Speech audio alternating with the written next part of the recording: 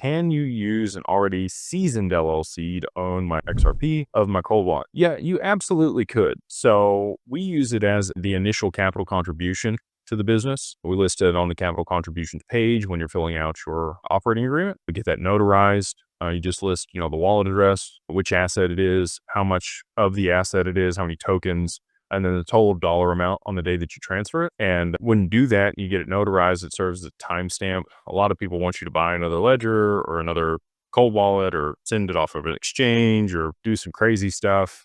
I want to move it as little as possible. I want it to just stay on the cold wallet I've already got. So that's why we structure it that way. And there could be tax implications for moving it into another LLC if you're not the sole member of that. And it also could depend, but if it's you and your spouse, if it's qualified joint venture, there's 15 or 16 states in the US where qualified joint ventures allow for tax-free transfer of assets into corporations. You might have a family limited partnership, and then, each one of your family members that are also on the cap table would need to transfer in whatever portion of assets are going to be added to the corporation in order to maintain their equity in that deal. If you're going to use an already existing LLC, if it's in Wyoming and you've structured it the right way and you have anonymity, sure, but you're going to have to add new provisions to your operating agreement to be able to manage digital assets inside of that and use those as treasury assets if you weren't doing that before. There's a lot of additional considerations when you're moving assets from your personal name into an already existing LLC. You'd also want to look at the liability that you currently have for that company.